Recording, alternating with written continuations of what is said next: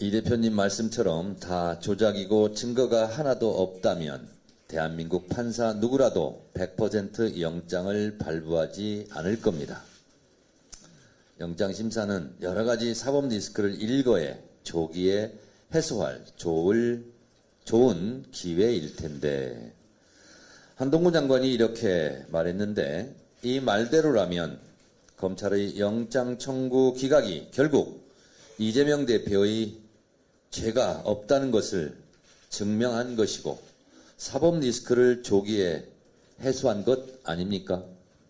영장을 발부하지 않았으니 100% 끝난 것 아닙니까?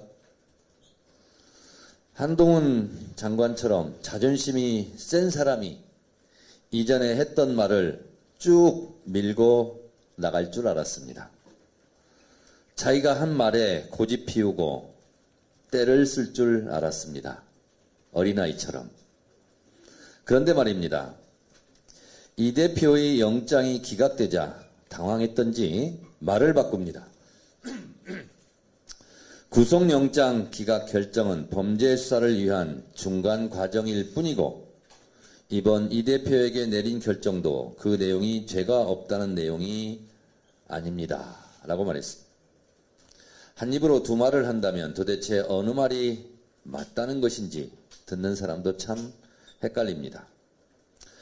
구속영장 청구는 구속할 사유, 즉 증거인멸과 도망갈 우려를 판단하는 문제라고 원론적으로 법리적인 문제라고 저는 생각하지만 한동훈 장관의 얄팍한 입을 규탄하고 그 깃털처럼 가벼운 처신과 태도 변화를 꾸짖고자 합니다.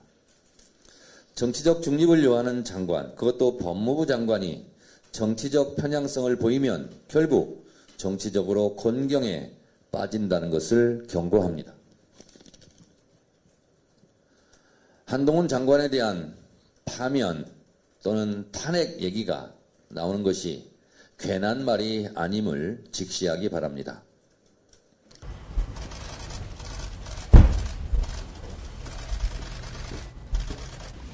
이재명 대표 구속영장 기각됐는데 어떻게 보시나요? 구속영장 결정은 범죄 수사를 위한 중간 과정일 뿐이고 이번 이 대표에 대한 결정도 그 내용이 죄가 없다는 내용이 아닙니다. 검찰이 그간 절차에 따라서 공정하게 수사해왔고 앞으로도 그렇게 할 것이라고 생각합니다. 그 영장 기각 사유를 보면 좀 이화영의 진술의 신빙성을 좀 법원이 의심을 많이 하는 것 같은데 뭐 과정에 진술하는데 문제가 없었던 건지. 법무부 장관이 영장 판사의 세부 판단 내역에 대해서 평가하는 것은 적절치는 않은 것 같고요. 필요하다면 검찰이 설명하지 않을까 생각합니다. 이 대표 관련 그 남은 수사는 어떻게 될까요? 말씀드렸다시피 영장 결정은 이 범죄 수사를 위한 중간 과정에 불과합니다. 차질 없이 진행될 겁니다. 그 구속영장 재청구 이런 거는 뭐 그런 건 검찰이 판단할 문제입니다. 그 어제 영장 기각으로 야권에서 이제 무리한 수사였다 이런 비판이 나오고 있는데 요거에 대해서는 어떻게 보시나요? 제가 체포동의안 설명에도 말씀드렸다시피 관련 사안으로 21명이 구속됐습니다. 무리한 수사라는 말을 동의하실 만한 국민들이 얼마나 계실지 모르겠습니다. 이 수사 동력이 떨어질 수도 있다는 우려도 나오는데요. 범죄 수사는 진실을 밝혀서 책임질 만한 사람에게 책임을 지게 하는 절차입니다. 동력 같은 건 필요하지 않습니다. 시스템이 동력입니다. 좀 검찰 수사가 약간 정치 영역으로 들어오다 보니까 뭐 영장 결과가 뭐 바뀌고 이런 뭐 얘기를 하시는 분도 있던데 뭐 그런 거는 어떻게 보십니까?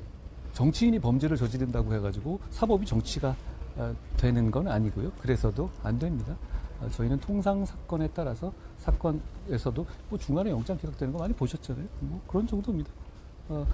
흔들림 없이 수사할 것이라고 생각합니다. 한동훈 법무장관도 이 대표가 오늘 기자회견 때 한 얘기를 그대로 판사 앞에 가서 하면 된다며 스스로 영장심사에 응할 것을 종용했습니다. 구민지 기자입니다.